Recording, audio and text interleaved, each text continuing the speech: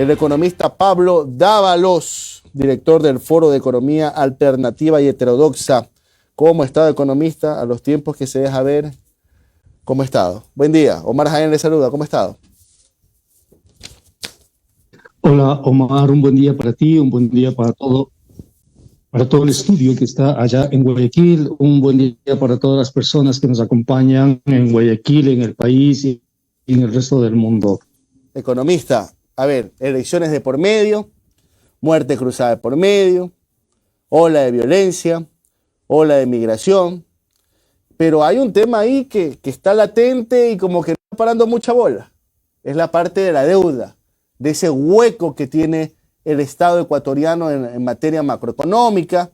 Bueno, y aparte del tema de la reactivación todavía no llegamos a los niveles ni siquiera de prepandemia, pero ¿cómo está la situación de la deuda, tanto interna como externa, del Estado ecuatoriano, economista?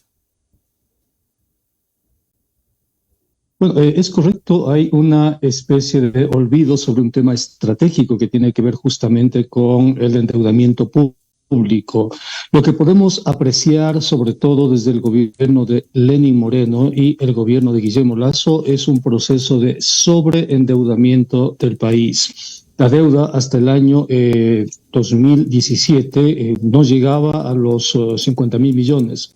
Hoy la deuda rebasa los 74.000 millones de dólares. Sin embargo, lo que es preocupante no es tanto la deuda, sino el destino de la deuda, porque de conformidad con la Constitución, el numeral 3 del artículo 290 de la Constitución indica que solo se puede contratar deuda externa para obra pública.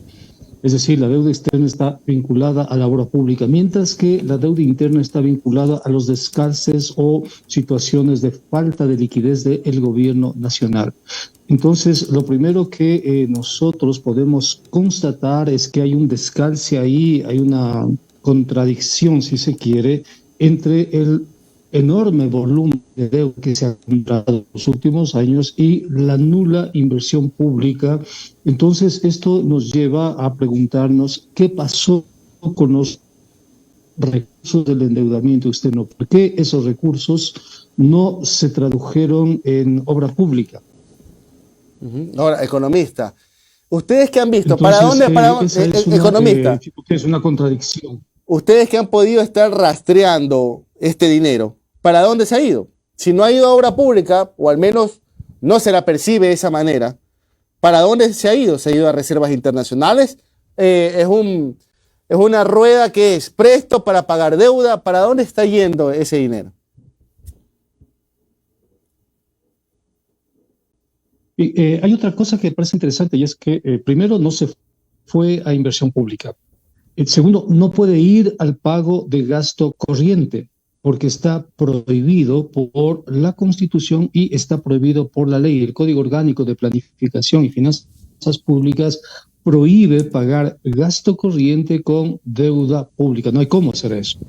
Sin embargo, existen documentos, existe incluso en el memorándum que Mauricio Pozo, cuando fue ministro, envía al Fondo Monetario Internacional. Mauricio Pozo reconoce haber pagado gasto corriente con endeudamiento público. Pero hay otra cosa también que es interesante, y es que el principal acreedor del país en este momento es el Fondo Monetario Internacional. Le debemos al Fondo Monetario mucho más de 8.000 millones de dólares. ¿Cuál es nuestra deuda con los chinos, economista? Economista, ¿cuánto le debemos a los chinos ya? ¿Con quién? A los chinos. Entre deuda...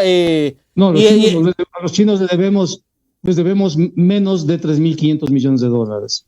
Incluida la preventa petrolera. El país le debe todo. Con todo, sí, incluida la preventa petrolera, menos de 3.500. Al Fondo Monetario le debemos más de 8.000 millones de dólares. Entonces sí hay una diferencia entre 8.000 y 3.000. Pero déjame indicarte una cosa que para que la ciudadanía conozca, y es que el Fondo Monetario, cuando te presta, los recursos del Fondo Monetario no pueden ir a inversión. Es decir, el Fondo Monetario no te presta para que tú traduzcas ese préstamo en obras de inversión pública. Eso está prohibido por el Fondo Monetario Internacional. El Fondo Monetario Internacional solamente te presta para gasto corriente y te presta para balanza de capitales. Ya. Son los créditos del Fondo Monetario. Pero la Constitución ecuatoriana, en cambio, te prohíbe recibir créditos para gasto corriente. Pero bueno, economista, Entonces, no debería mil sorprender si para el señor Lazo, el pago de sueldos es considerado inversión, porque él lo presenta así, dice, es la mayor inversión social de la historia con 15.000 millones de dólares, creo que dijo una vez. Pero ahí incluían los sueldos de doctores, profesores, militares, policías. Bueno, entonces él lo considera como una inversión. Sí, Omar, pero más allá de lo que un presidente pueda opinar, está la ley, está el cumplimiento de la ley. El señor Lazo después tendrá que enfrentar, asimismo el ministro de Economía, enfrentar a Contraloría General del Estado, cuando tengamos una Contraloría que realmente funcione, tendrá que enfrentar a la Asamblea Nacional y tendrá que explicarle al país qué hizo con los 8.000 millones de dólares que recibió del Fondo Monetario Internacional. ¿Dónde está ese dinero? Igual el señor Lenín Moreno tiene que explicarle al país qué hicieron con los miles de millones de dólares. Estamos hablando de un incremento de 24.000 millones en apenas 5 o 6 años, cuando no existe el correspondiente incremento en deuda pública. Porque si me dices que hay 24.000 millones, pero hay infraestructura, carreteras, hidroeléctricas, hospitales, colegios, universidades construidas, entonces se entiende el endeudamiento que hizo el país, porque ese endeudamiento está avalado por la construcción de infraestructura de acuerdo a lo que dice la ley y la Constitución. Pero ese no es el caso, porque aquí lo que tenemos es una desinversión pública. Es decir, no solo que se contrató más deuda, sino que al mismo tiempo se produjo una contracción del Estado en la inversión pública. Y te pongo un ejemplo, ¿no? Fíjate tú, el promedio de inversión pública hasta el 2017 a 2018 era de 500 millones de dólares cada 3 meses. Ese era el promedio del país. Hoy el promedio de inversión pública es de 26 millones de dólares cada 3 meses. Entonces, nos sobreendeudamos supuestamente para inversión pública y al mismo tiempo se redujo la inversión pública. Por eso, una de las primeras cosas que tiene que hacer el próximo gobierno es una comisión auditora de la deuda para saber dónde está la deuda del gobierno, contratada en el gobierno de Lenín Moreno y contratada en el gobierno de Guillermo Lasso. Usted sabe, economista, le quería hacer la consulta. Ustedes que también están ahí monitoreando entre los informes del Banco Central y del Ministerio, ¿ha habido algún movimiento de bonos casa adentro para poder conseguir liquidez ante lo que podría ser el fenómeno del Niño? ¿Es ciertas estas versiones que se están vendiendo a bancos y todas estas cuestiones?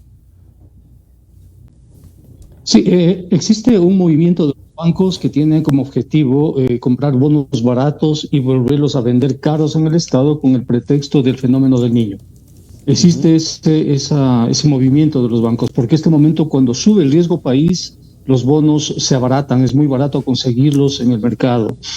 Y eso es lo que están haciendo algunos inversionistas, aprovechando que está Guillermo Lasso ahí para comprar bonos baratos y venderlos al Estado a valor presente para poder supuestamente indicarle al Estado que tiene liquidez para el fenómeno del Niño. En realidad están colateralizando, están ubicando una coyuntura que aún no se ha prestado. Ellos saben que el gobierno va a necesitar liquidez, entonces le van a decir al gobierno, mira, te damos liquidez, pero a esta tasa de interés, una vez que obviamente han logrado abaratar los bonos habida cuenta del incremento del riesgo país. Entonces sí, efectivamente se está haciendo eso, pero mira, si la próxima asamblea, por ejemplo, puede cambiar algunas leyes, puede cambiar algunos artículos de la ley de defensa de la dolarización, puede, por ejemplo, eliminar esa regla de respaldo que sostiene la balanza, las cuentas básicamente de las reservas internacionales, el país tiene la posibilidad de acceder a una liquidez inmediata de alrededor de unos 3.500 a 4.000 millones de dólares. Ahí. Si además de eso se eliminan las restricciones para que el Banco Central compre los títulos emitidos por el ente rector de las finanzas públicas y si se le autoriza al Banco Central la expansión de balance, el próximo gobierno puede tener una disponibilidad no menor a unos 5 a 6.000 millones de dólares. Es decir, el problema del país tiene que ver con las leyes que han sido creadas básicamente en el gobierno de Lenín Moreno y en el gobierno de Guillermo Lasso, al tenor de las recomendaciones y condicionalidades establecidas por el Fondo Monetario Internacional. Pero el país tiene recursos. El país tiene la posibilidad de solucionar los problemas porque sí existen recursos. Economista, buenos días. Noris Arroyave le saluda. La pregunta directo es, ¿se puede o no se puede tocar las reservas como parte de las propuestas que han planteado algunos candidatos? Y también si se puede dejar de pagar la deuda para invertir en el país. Por supuesto que se puede cambiar la ley que en este momento codifica las reservas, porque esa ley fue establecida recién en el año 2021. Antes del año 2021 no existía la regla de respaldo, es decir, la dolarización ha funcionado tranquilamente sin esa regla de respaldo. Entonces, lo que debería hacer la próxima asamblea es derogar ese artículo, es el artículo 33 del Código Orgánico Monetario y Financiero que define la regla de respaldo para las reservas internacionales.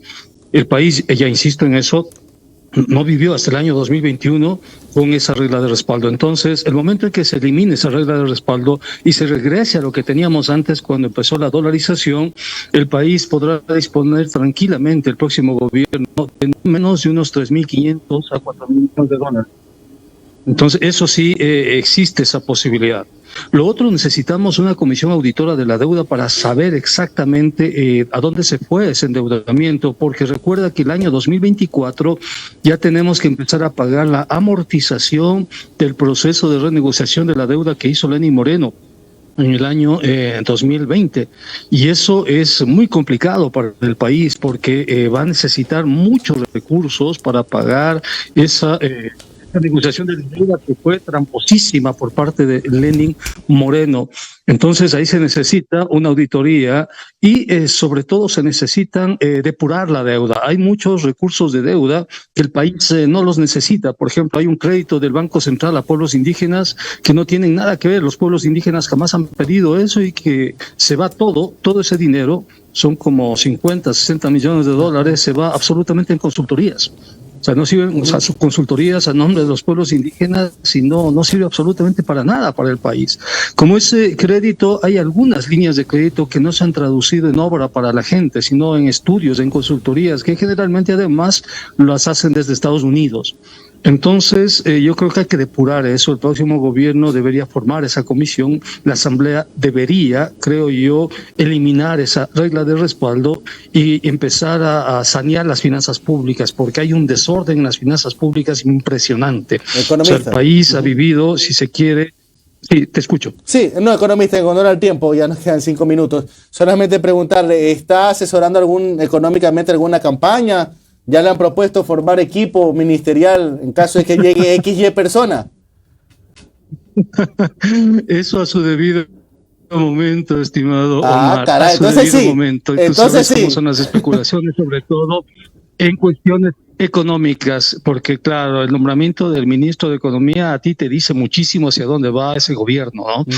Entonces, y eso puede provocar reacciones inmediatas en mercados, etcétera, y que puede además redundar a favor o en contra de un determinado candidato. Entonces, a su debido momento, el país conocerá eso, ¿no? Pero por lo pronto hay que mantener la prudencia, creo yo, porque ni siquiera ha empezado la campaña, efectivamente. Listo, economista. Muchísimas gracias por su tiempo, Gracias por esta conversación. Cuídese. Muchas gracias por la entrevista. Hasta pronto.